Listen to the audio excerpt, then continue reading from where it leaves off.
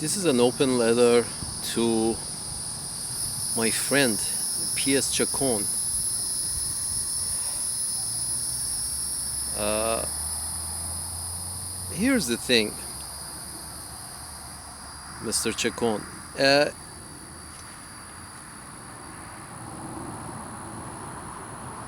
Go to the internet and type in a fight in the parliament, fight in parliament or fight in the House of Representatives. When you do that in YouTube, what will come for you, the search result, is going to be 9 out of 10 of those fights and physical encounters, those videos of physical encounters in the parliaments or House of Representatives or Senate. 9 out of 10 of those videos are going to be from African countries. 9 out of 10 are going to be from African countries.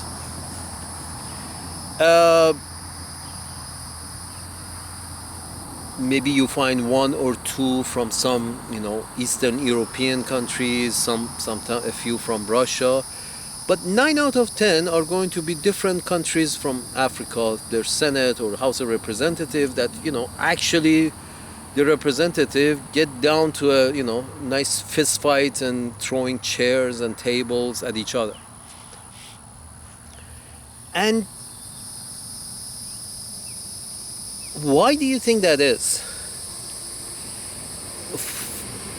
And when you pay a little attention to the news for the past 30, 40, 50, 60 years, you see that ever since the colonialists left Africa, the Europeans, the pinkskins, left Africa, the Africans have been, they were told by the pinkskins that yes, you go ahead, have democracy. Democracy is very good. So the Africans have been trying to run themselves by a system of government called democracy for the past 60, 70 years. And you can see the results. Constant war, constant civil fighting, constant civil war, constant cross-border war,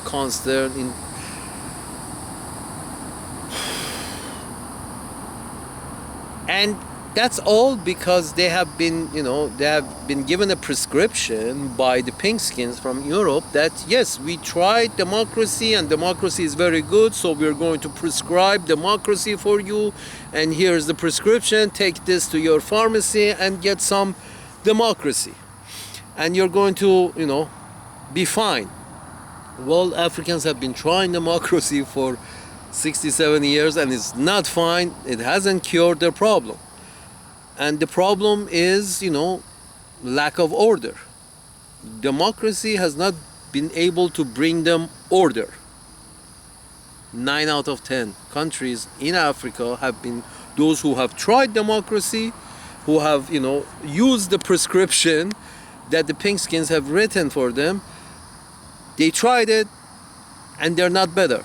They haven't been able to bring order with democracy. But pinkskins themselves, most of the European countries, especially Western European countries, have been, practicing democracy, and it's chugging along. You certainly don't see many fist fights in, democracies in the pinkskin lands. Now you have to ask yourself, if democracy has been practiced in one part of the planet and has given good results, and it has been practiced in another part of the planet with not such good results, and in fact with no good results, and then you must wonder that maybe democracy is not for everyone. Maybe because there is a stereotype,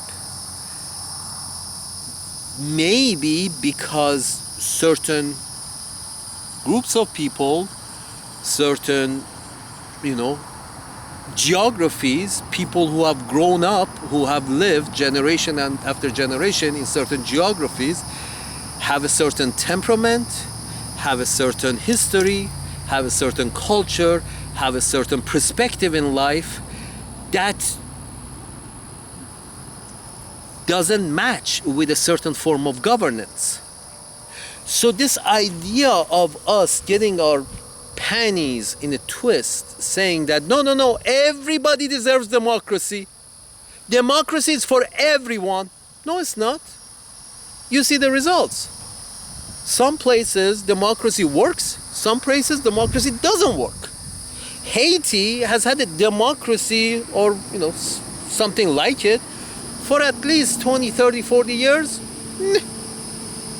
One cocksucker goes in, fucks it up, another cocksucker goes in, and they have fight in the parliament and in the Senate and everywhere in the streets all the time. It's a bigger shithole than Cuba. It's a much bigger shithole than Cuba.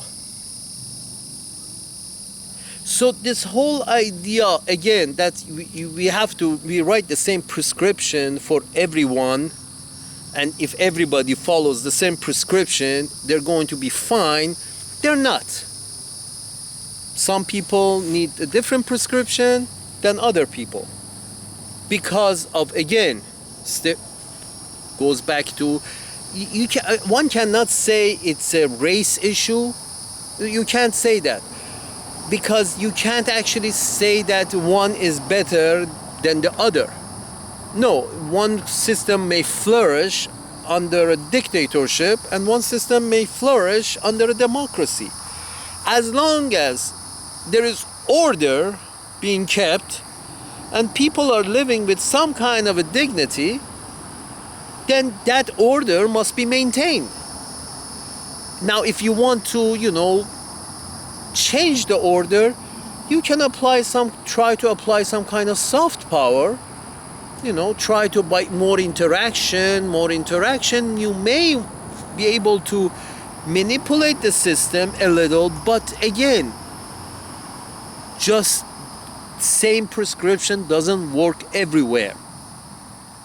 It's just because of, I repeat again, temperament, psychology, history, culture, life perspective, all of these are a factor in understanding that, for example, democracy doesn't work everywhere. Also, dictatorship doesn't work everywhere. It just doesn't.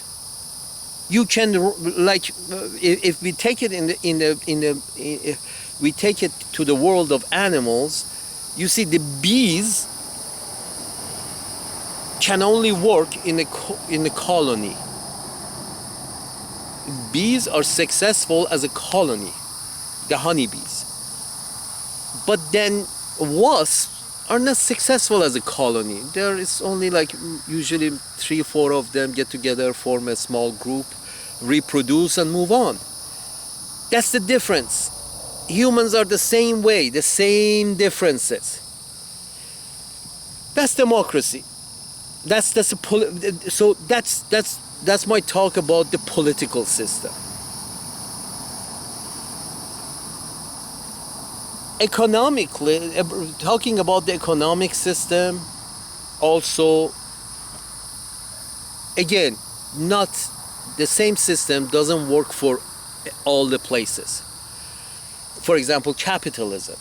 When you say our conversation was about this, that you're saying that no, Cubans, you and Mr. Rubio, there was this, his idea, he's Cuban, he's a pink-skinned Cuban, and his ideas basically, yes, Cuba should be set free to be run as a democracy and in a capitalist format. Cubans should be set free. Okay, considering that economically, why Cuba tried capitalism and Cuba tried but it failed both at capitalism and as democracy. Well, it really never really had a democracy. Even before Castro, it was Batista who was basically king of Cuba. He supposedly was president, but he was considered as a king of Cuba, and Uncle Sam was fine with it because, you know, it was capitalist. Why capitalism didn't work for Cuba, and why it will not work for Cuba if it's tried again? Here's the argument. Capitalism did not work for Cuba for the same, but for the same reason, capitalism is having difficulty working for America at this point. It goes back to wages and the competition between capital and labor. For the past 10 years, 15 years, American minimum wage, US minimum wage has not had any growth. It has been $7 and something cents, and 30 years ago it was like $5, and now it's like $7 and something, $8, whatever. But in reality, for example, I'm telling you, first of all, the workers cannot have a good life with $7.50 an hour. Cannot have a normal life with $7.50 an hour. A worker with a couple of kids and a wife cannot, not only by himself, cannot support a family with $7.50 an hour when his house rent is like $1,500 a month. You have $1,500 a month for rent and $1,500, $2,000 a month for other expenses. So your expenses comes about $3,000, $4,000 a month with 2 kids and a wife. So you certainly cannot, pay it for yourself, pay it by yourself with $7.50 an hour. And even when both partners work, they still struggle to make ends meet, and they have a bunch of, debt on their credit card because their income cannot meet their cost of living. And why is that? Because capital is much more productive in a capitalist system than labor is. And, especially because capital has political power, so the capital keeps increasing its productivity while the labor's productivity keeps decreasing.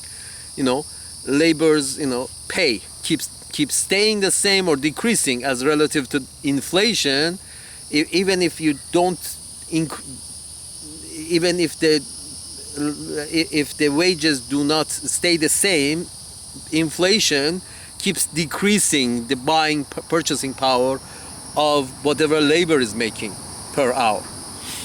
So my point is this: the reason capitalism didn't work in Cuba is that for the same reason that capitalism is, having difficulty working in the United States at this point. But Cuba showed its results 1950s, 60 years ago, 70 years ago, it showed its result that it's not working. Why it's not working? Why doesn't capitalism work in Cuba? Well, as I said, because when the Yankees were allowed to go to Cuba and bring their money to Cuba and their gargantuan purchasing power, because Uncle Sam has got, boatloads of money. When you are the reserve currency of the world, when you print the reserve currency of the world, your rich people are really rich. They can buy islands. You see, as Mr. Jeffrey Epstein clearly showed, that he owned an island, small island, by himself in the Caribbean. Did a lot of nasty things in it. So that's one person who was, affluent, who became affluent, who knows in what way, from New York, who owned an island in Caribbean. Now imagine 1,000 Jeffrey Epsteins being able to take their gargantuan wealth to Cuba and purchase in Cuba. Purchase land, purchase buildings, purchase this, purchase that. What happens is that the Cubans themselves have no choice. A few of them sell their buildings and lands and whatever to the Yankees who come in from New York, and they get a little wealthy and they take their money to Uncle Sam's land and they have a good life. What happens to the rest of the Cubans who didn't have a piece of land or a building to sell to the Yankees? They had to stay back in Cuba, and they found themselves to be just the labor for the Yankees. So right before the revolution, was a situation in which everything was owned by the Yankees, by the pink-skinned Yankees in Cuba, more or less. More or less. I mean, they didn't own the shanty towns, but they owned the casinos and the shopping malls and the restaurants, all the good ones and this and that. The whole thing was set up because it's very interesting. It's very good. It's very nice to have a big island off the coast of Miami that you can go, and especially because it's not Uncle Sam's land, it's not run under the legal system of Uncle Sam. So a lot of things that are illegal even in Uncle Sam's land are legal over there because, it's not Uncle Sam's land. So a lot of, whatever nasty things or whatever, illegal things that you wanted to do in Uncle Sam's land and you couldn't do it, you would take your money over there and you could do it over there because the laws over here didn't apply there. The point is this: the Cubans who were left in Cuba and didn't have anything to sell to the Yankees and get a little money for it became all the labor, the prostitutes and the pimps and the waiters and the shoe shine boys and the cleaners and the cooks and the go on.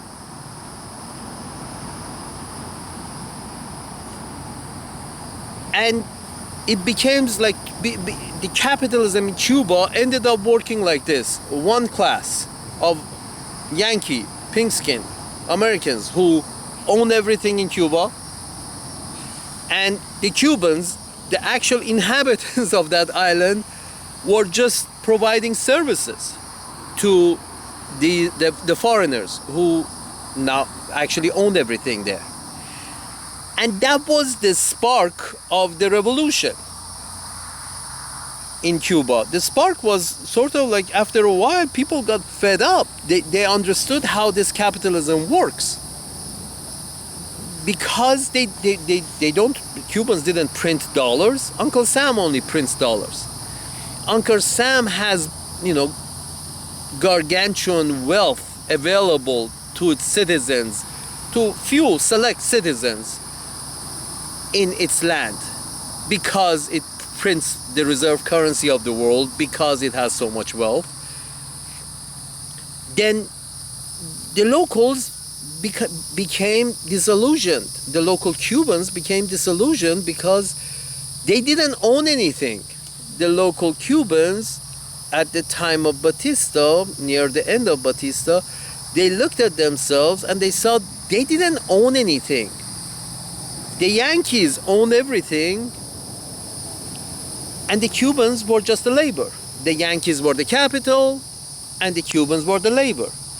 The foreigners were the capital, the owners, and the brown locals were just performing their function as labor. What does that bring to mind?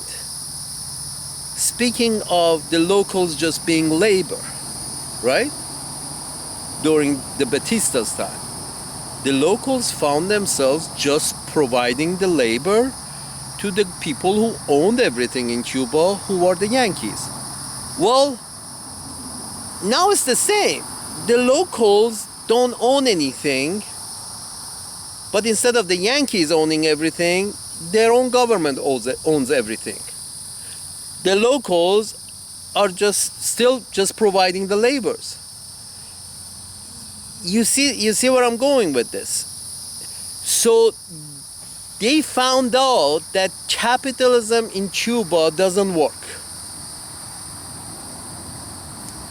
You see, this whole idea of government owning everything, that's communism, correct? Yes, we all agree. When the government owns everything, it's communism. But it was the same thing before the revolution. It's just that instead of the government owning everything, the Yankees own everything. The shopping malls and the restaurants and the, baseball parks and everything that made money was owned by the Yankees, more or less. And a few select Cubans who were very close to the Yankees. You see, so from that time to this time, it's more or less the same. The Cubans couldn't own anything then because it was too expensive for them. You see, when a lot of money comes to a small island from Big Uncle Sam, the local will lose their purchasing power. They couldn't buy any land or a restaurant or a casino because they couldn't. The purchasing power that came with their labor was not enough. They couldn't compete with the kind of money that Uncle Sam was bringing in. So in their own country, they were the labor. Just like right now, in their own country, they are just the labor. But at least their own fucking government owns everything, not the foreigners. That's the only difference. Their local government owns everything, and distributes, income to everybody. That's how communism works. Distributes income to everybody in the island instead of, the foreigners. And this has worked for them. You know how you can tell it has worked for Cuba? It has worked for Cuba because they don't have the shit show that Haiti has. They have produced a lot of educated people, engineers and doctors. They have a, more or less orderly society going. Yes, you can see, for example, I'm saying this, even Mr. Rubio, in that clip that you sent me, even Mr. Rubio admitted that even now, with all the government control that is taking place, even now, Mr. Rubio pointed out that, yes, there are some 50, 60-year-old Canadians that are, going over there seeking 16-year-old pussy, 18-year-old pussy. Yes, they are. And imagine, even with this kind of central control, still there is, here and there some, private business taking place, such as prostitution. Imagine if this central control wasn't there, as it wasn't during Batista time. Half the country were prostitutes. Because, you see, if with this kind of central control, still this kind of shit happens. Imagine if there were no central control. If the central control was a corrupt dictator like Batista and turned a blind eye to the shit was taking place. Yes, there was half the country were 16-year-old prostitutes. Half the 16-year-olds of the country were prostitutes. Because the Yankees were paying good money for pussy. So my point is this, Pieschacon. They tried capitalism, but because they're a nice island with good weather at the tip of, Uncle Sam's large penis, which is Florida, they Capitalism didn't work because it didn't left the locals with any kind of dignity.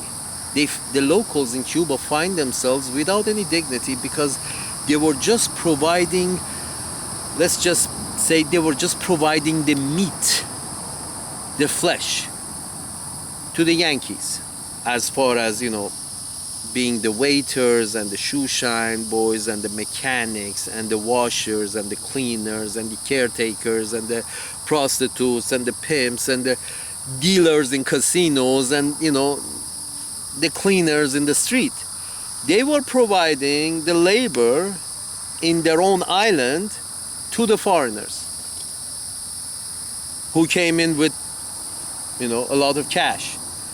But even when the foreigners spent all these cash, still the Cubans were not able to make enough with their labor because it was low-skilled laborers. The foreigners only needed low-skilled laborers,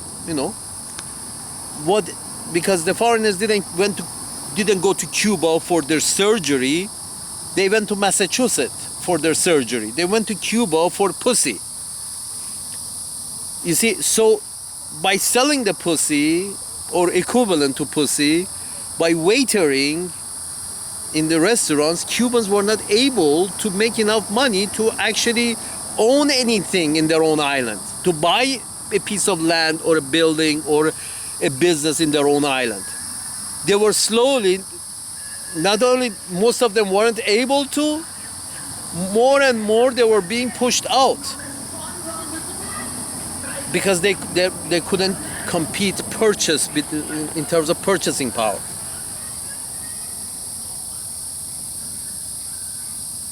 Very much like give you an example that what is taking place right now in the United States is that is happening in the United States right now. In what instance? In an instance in which that you see that the pensioners in the United States, those who have worked for a lifetime and now receiving a pension, but the pension that they're receiving is not enough for them to buy a business in America, have a big house in America, have a normal life in America. No, that pension is not enough for that. So in order to live with that pension and have a half-assed normal life, they have to go to Mexico and live in Mexico if they want to live on their pension and have a half-assed normal life. Have a house and live the remaining years of their life. Because they can't afford to live in America. They cannot afford Americans can no longer afford, a large chunk of them can no longer afford to live in America. That's because of capitalism. This is end stage capitalism, when people who are born in a country can no longer afford to live in that country because the money has accumulated in certain hands at the top, and the large majority at the bottom are holding their dick. This exactly happened in Cuba in the 1940s, in the 1950s. And it was the spark for the revolution, because the Cubans could not afford to live in Cuba anymore. They could not buy a house with whatever the wages they're making. They could not buy a business. They could not buy this. They could not buy that. Cubans were living in shanty towns in their own island because they could not afford to buy a house in their own island. That's exactly what a large chunk of Americans feel in America. They cannot afford to live in America. This is exactly the same thing. It's just with a 70-year difference. What happened in Cuba in the 1970s, in the 1950s, in the 1940s, in the 1930s, is happening in the United States now, today. Laborers are not making enough to live. Pensioners are not receiving enough, so they have to go to Mexico and live. a bunch of Americans go for their healthcare needs to Canada because they can't afford their own country's healthcare system because it's very expensive. You see where I'm going with this? So we went over two things: democracy and a form of government, political form of government, and economic economic system. And you can see that just like democracy is not a prescription you can write for everyone, also the form of economy, capitalism, is not a prescription you can write for everyone. Sometimes it works, in some instances it works, in some instances you see it's not working. You need to be flexible, you need to change in order to make it work, period. You need to, for Cuba, Cuba has adopted a system that works for Cuba. If United States starts treating Cuba as they do, Puerto Rico, as they do,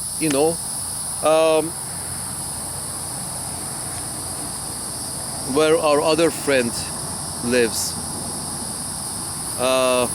What was it? Not Puerto Rico, but just treat Cuba as you treat Mexico. Dominican Republic. Treat Cuba as you treat Dominican Republic. Treat Cuba as you treat Mexico, with no strings attached.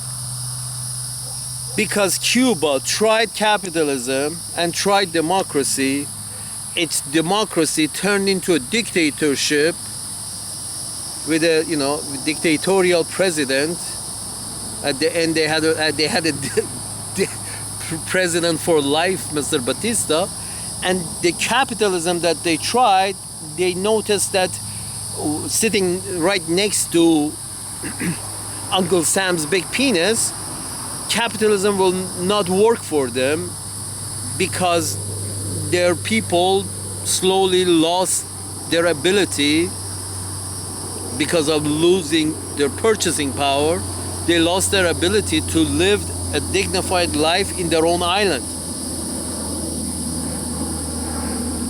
So yes, it's a centrally run communist system in Cuba because that's the only way that it works. This is not the only way, that's one way that it works for them. With the kind of geography that they have, so close to such a big capitalist country with a lot of capital looking for things to buy.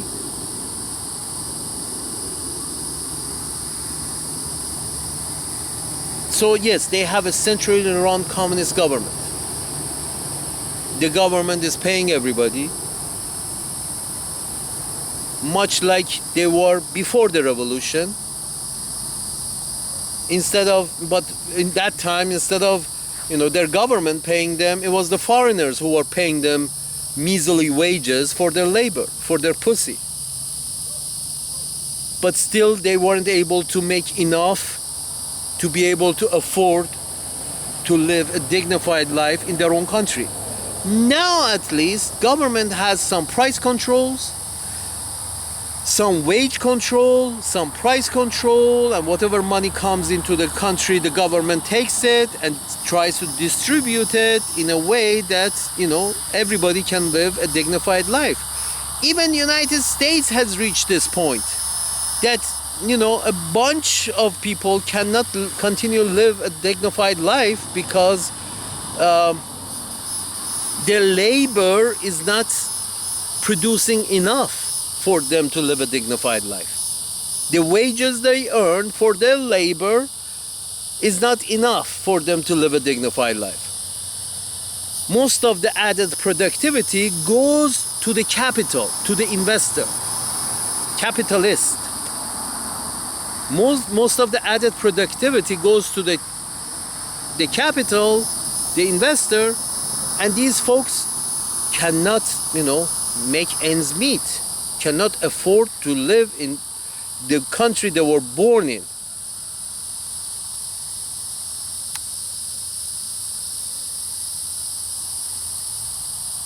Yeah. One more thing I like to add, Mr. Pieschacon. In order to understand, to really understand that not every place can run with the same system, you should start watching Star Trek. Not the Star Trek. Star Trek is a TV series. I recommend it to everyone because not the Star Trek that is being produced now. Star Trek that was produced in the 70s, in the 60s, in the 80s. There are many different series of Star Trek. There are many different series of Star Trek from the 50s, 60s, 70s, 80s, 90s, and they are good in many sense. They're very good programs to watch. It's fictional. It's a fictitious, series of TV series. The reason they're good is because it makes you comprehend what is the theme of Star Trek is basically this.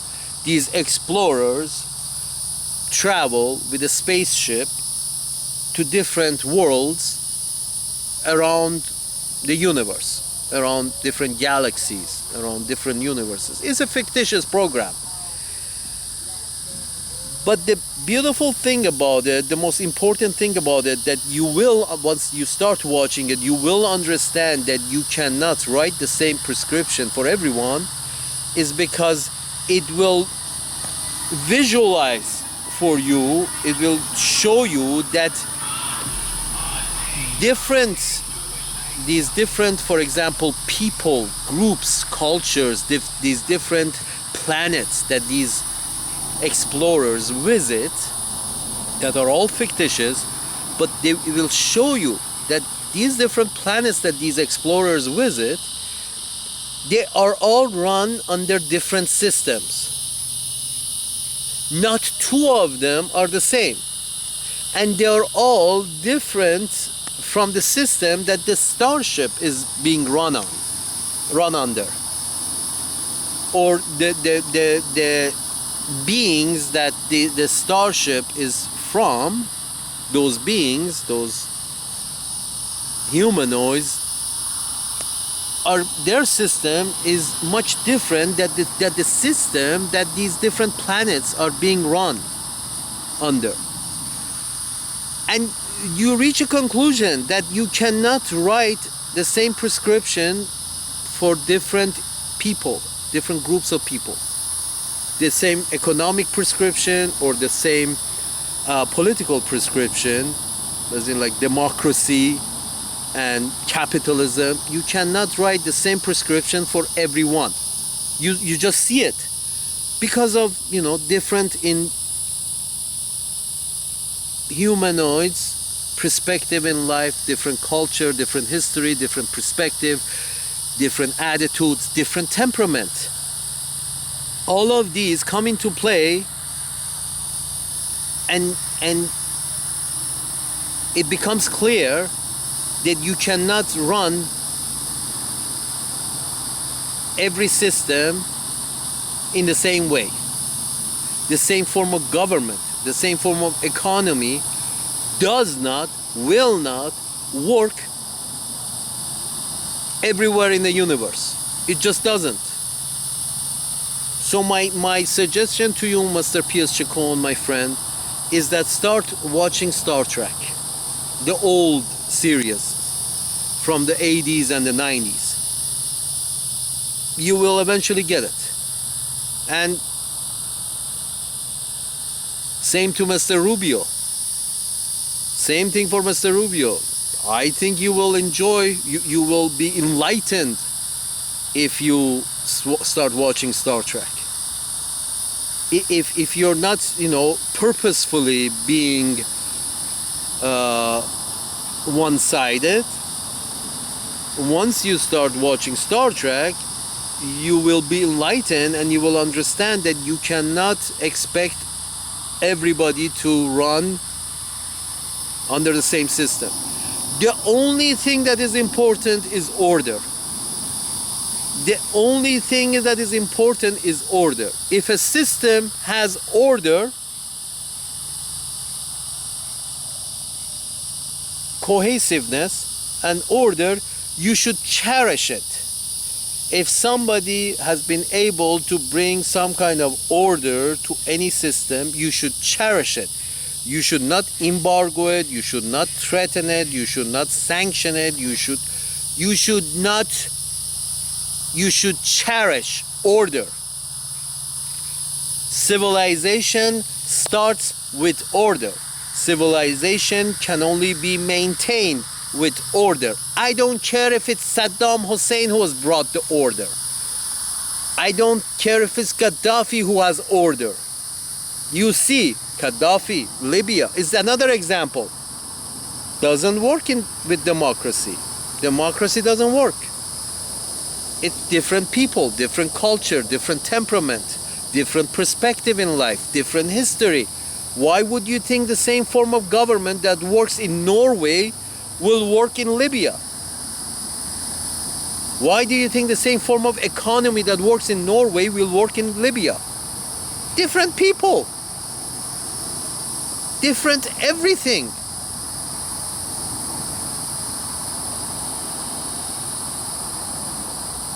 And I don't have to say it, you see the results. And if you have learned, if you knew some history, you didn't have to experiment again with Libya. If you knew some history, you knew from historical facts that no, this is not gonna work. Libyans don't do democracy. Let it be.